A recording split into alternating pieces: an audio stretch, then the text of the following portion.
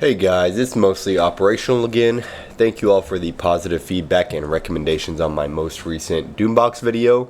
That was my first ever YouTube video, so I'm excited to see that other people are interested in what I have made and that have found inspiration for their own builds. I'm working V2 right now and hoping to get that out in the next couple weeks. But today I have my local Wi-Fi camera setup to talk about. Essentially, the way this came about is my family used to use Blink cameras for indoor security, but they kind of suck and would lose connection or just die eventually, so we stopped using them. My wife wanted to get a new system instead of being a normal person and going out and just getting a new Blink or Ring model. I decided to try this. I'm sure that as most of you are aware of the relatively recent, I believe it was Ring, they had a Super Bowl ad where they basically admitted to having accessing and leveraging people's personal video feeds to quote find lost pets. I'm pretty privacy focused and found that really weird at the time, so instead of giving my data directly to Palantir Light so they can watch me do naked yoga in my living room, I wanted to try having a local home server and device that only I have access to. If Peter Thiel wants to watch me do naked yoga, he can pay like everybody else. So before I bought anything, I gave myself a rule: $30 per camera all in, board and case. That's roughly the price of a single Blink Mini retails for. Because I'm going to make the argument that you should ditch your subscription cameras and build your own, the math has to actually work. Not, well, technically it's cheaper if you ignore the part where I bought a $400 lab bench. I definitely could have gotten a more expensive camera, but the whole point of this was to get the best possible camera at the lowest price point possible while avoiding some of the options that had documented issues with brownouts and issues with the flashing process and things like that. So I ended up going with the Zhao because it seemed like the most straightforward of the options. Alright, for this project we'll take a look at the architecture. From the left hand side we've got the hardware, the camera itself, the microphone that's on the unit, the PS RAM, the 2.4 gigahertz Wi-Fi capabilities. All in all, it's about $35 for each unit. That's going to be the camera, the board, the Etsy case, and the PIR sensor that I'll be installing on them.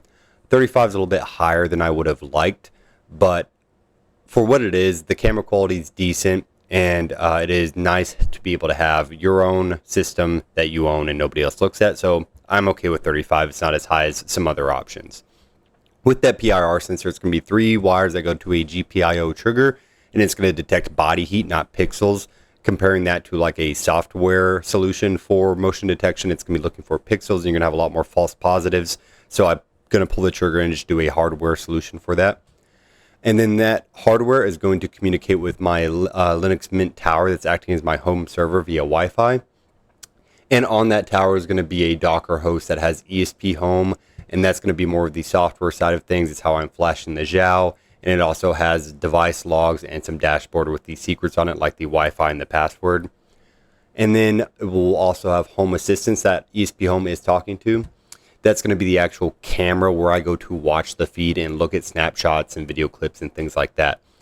And then we have Tailscale. So that is the solution for seeing my camera feed and clips whenever I'm not on my home network.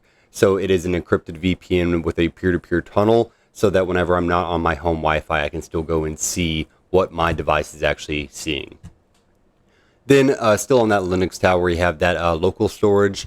The motion trigger snapshots, the clips, all of that is going to be on a 30-day retention that's browsable through a media library. And for the motion event flow, we have the PIR triggers. The Home Assistant will capture a snapshot. It'll start a 30-second clip, and then that snapshot is going to be pushed with a notification to my phone. And one more thing I didn't touch on the actual phone is the Home Assistant companion app. That's how we're going to be viewing all of this data.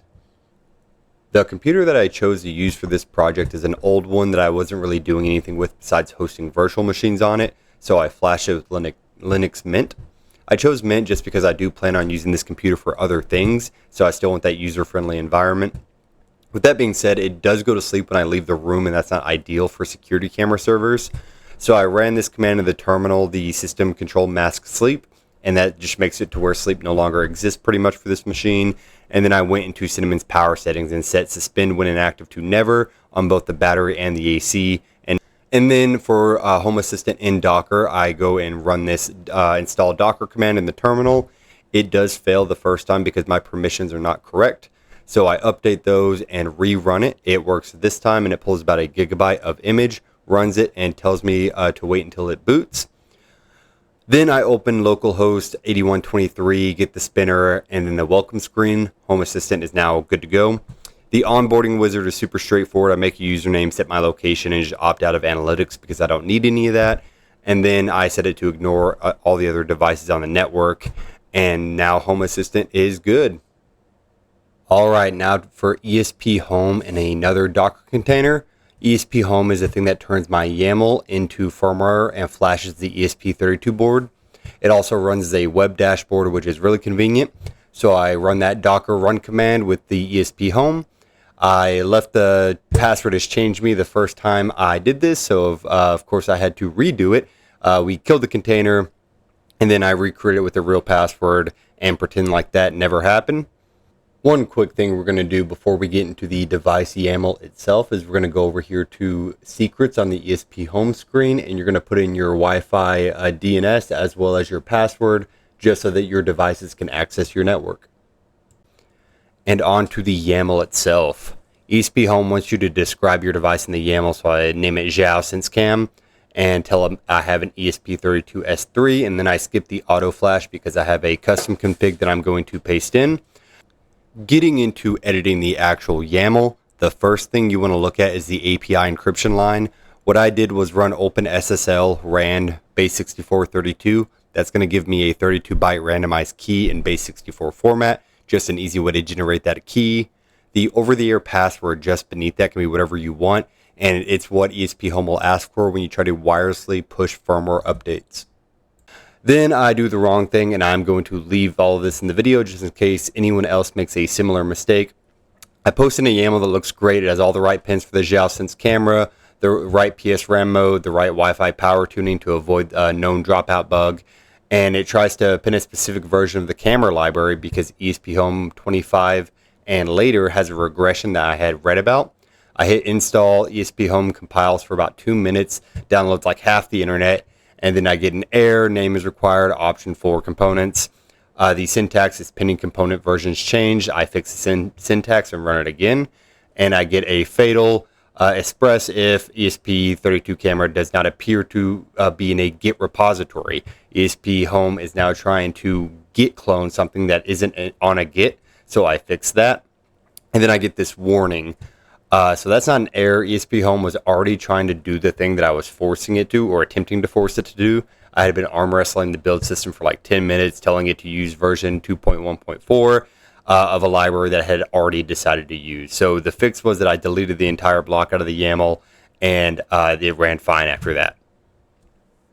Now for the actual flash itself, I did run into another issue here that I'm not going to spend too much time on, but if you're using a Linux machine, make sure that you have dial-out permissions. I had a snag with that to where the browser wouldn't recognize serial ports because I was not in the dial-out group, so I just had to update that, restart the computer, and from there it worked fine. But going forward, you'll find a button on the actual board itself that's labeled B for boot. It's right next to the USB port. You hold that down while plugging in the USB cable, hold it for 2 more seconds, and then release. That will put the board into a download mode where it will accept the new firmware. I hit connect, install, choose file, pick the firmware, and then watch the progress bar. The board reboots itself. The screen of the firmware programmer goes back to idle, and then it'll refresh, and it'll see the new device on the network. ESP Home announces itself over Wi-Fi using protocol called MDNS. Home Assistant listens, and then I click configure, click submit, and there it is. A camera in my dashboard, about $35 in, 2 Docker containers, and that's all it really took. I do think, compared to some other things I've done, this was very easy and straightforward. I think that most anyone could do this, especially with the links that I'll put in the bio for some of the YAML files and stuff like that. But it's a super easy project so far. The first image looks like security footage from a horror movie, so we're going to try to fix that. ESP Home lets you adjust the camera's image settings live in YAML and then push that update wirelessly. I bumped the resolution to 800 by 600 turn the brightness up to +2, turn on the better auto exposure algorithm, and then let the gain crank up to 16 times in low light. I save and then install that wirelessly, no cables or buttons. It takes about 30 seconds, and then the board reboots itself and shows me the new picture. What we're going to do now is set up remote access to this Home Assistant server. There are a couple different options, but I ended up going with Tailscale. This service builds a private encrypted network between just my devices. My phone and my tower think they're on the same LAN, even when my phone is on the other side of the country. So this video doesn't go through Tailscale servers. It goes directly between my phone and my tower over an encrypted peer-to-peer connection. Tailscale just helps the two devices find each other. It's a free for personal use up to 100 devices. It's open source on the client side. It's built on WireGuard, which is the modern standard for this kind of thing. And critically, the video never touches a third-party server. It can't because the connection is direct between those two devices. For actually setting it up, you'll go to tailscale.com and make an account and log in. Pretty simple. You can do your Google account or your email, whatever you would like. You run this command in your terminal, and what you'll see here is your host name. That's going to be what you actually want to name your device. And then for the way I set up Tailscale, this is important. Here's the auth key. I'm using the pre-auth key method for adding this device to Tailscale. So what you'll do is you'll come here, you'll go to settings on Tailscale, you'll go to keys, and then you'll generate an auth key and paste it into that command. And you'll have pre-authorized access. You're not going to have to go through the other methods of connecting that device. And then you should see after doing that your device on your network. For me, it is my tower. One more thing on the server side. So Home Assistant defaults to blocking traffic from IPs that it doesn't trust, which is a great default, but it breaks Tailscale. What you'll have to do is add the Tailscale subnet to the trusted IPs to be forwarded to by Home Assistant. You'll see that right there. You just got to add that to the YAML for Home Assistant. And then on your phone, you'll install the Tailscale app from the App Store, sign in with the same account that you set up on your other device, approve the VPN permission, just click through like you would for any other app. And then for the smoke test, you'll turn off Wi-Fi, switch your cell data, open up a browser, type in your Tailscale IP, and then you should see the Home Assistant login screen begin to load. And then from there, you know that you actually have connection. You don't need to log in or anything like that. From there, you'll go back to the Home Assistant companion app, set up that external URL to the Tailscale IP, and the internal URL to your local IP. The app should auto switch based off of Wi-Fi or cell data, and then you'll have access to your stuff wherever you're at, live feeds and any clips that you may have on there. It's a pretty easy process. Should take you about 10 minutes. Nothing too cosmic there. Right now the camera streams, that's it. To make it act like an actual consumer camera, I need motion detection. I went with the PIR sensor because software motion fires on everything. Ceiling fan, shadows, every false positive becomes a notification on my phone. PIR stands for passive infrared. It's a tiny sensor under a Fresnel dome that watches for changes in heat signature across a field of view. The PIR I'm using is the AM312. It's about the size of a quarter and costs around a couple dollars and runs on 3.3 volts, which is exactly what the Xiao outputs. There are 3 pins, power, ground, and a digital output. I already have my Xiao in the printed case from Etsy, but adding the PIR sensor means either drilling a hole in it or buying a different case. I tried looking for another case to buy that could accommodate the PIR, but I couldn't find one. I'm sure they exist, but I was just fine drilling the hole. The big thing to remember when drilling the 3D printed material is that it's very fragile, so I carefully stepped up in bits as I try to get the hole big enough for the actual sensor to fit through, and then I filed down the rough edges. My Xiao didn't come with header pins pre-soldered. You can buy them pre-soldered, but I just didn't for some reason. My work did send me to a soldering course like 6 years ago. I don't think I've done it since though. I watched a couple of videos and I got some practice boards with through holes, and honestly, I was good enough in like 10 minutes to do it on the actual ESP32 board. I think it's doable for most people, and I just got an excuse to buy a soldering iron. Then for the actual wiring, the AM312 has 3 male pins coming out of the side of it. The pin layout holding the dome on its left-hand side and the pins to the right. The top to bottom is VCC out and then ground. I confirm this because the silkscreen labels on the board itself are component locations, C4, C3, R1, C2. They're not pin functions. Getting this wrong will just destroy the sensor, so I looked it up. And I also have a multimeter that I tested it with to confirm continuity to the ground ring. And yeah, you can trust it, but you definitely don't want to mess that up. Then I got 3 female to female DuPont jumpers. Red went to VCC, white to out, and then black to ground. And on the Zhao, the red wire is going through the Zhao 3 volt, and AMT 312 out yellow, or I'm sorry, white wire is going to the D2 GPIO 3 pin, and then the black wire is going to the ground on the Zhao. And then one last problem. So the case does not work with the Zhao pins and the jumper cable. They're too big for the backing to go on. So in order to fix this, I have to cut out a small hole in it. I start with a Dremel to get the line started and attempt to use a plexiglass knife to finish the cuts, but it's not really working. So to get this hole cut, I grab the most gentle tool in my box, the jigsaw. It honestly works really well, and I just file down the edges again. The only issue now is the wires are going to be hanging out of the backing, and I'm just going to trim those where they're flat against the back of the case, and you'll never see them once it's up against the wall. Alright, and for the last part, the actual automation YAML itself, so you'll come back over here into Home Assistant, and you'll take the automation and scenes, and come over here to whatever you name your PIR, and then you'll come here, and you can either do it via the editing UI or the YAML. I chose to do it via the YAML. But if we come down here, we have the alias, what it's named, the description of it, the triggers, so the binary sensor comes online. Actions, it immediately takes a snapshot. The targets that Zhao Sense camera to turn it on. And then it saves a file name as snapshot file. It'll delay 1 second and then notify the mobile app and tell me motion detected and movement at Zhao camera start time. And then it'll take that snapshot from up here and send it to my phone in a JPEG format. And then it'll delay itself 60 seconds so you're not getting a ton of notifications, and then it'll start all over from there. So that is pretty much my build. The only thing that I would do a little bit differently if I had the time and money, I think, is add Frigate. That is a self-hosted NVR that adds proper continuous video recording, person and pet detection, and it will run on your own hardware. It'll include event timelines and zone-based alerts, things like that. A more robust Ring or Blink kind of experience.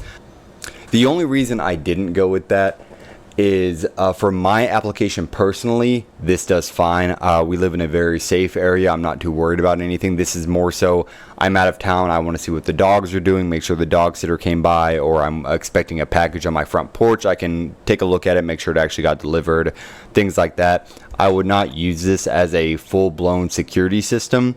I would go for something much more robust and probably much more expensive than this solution.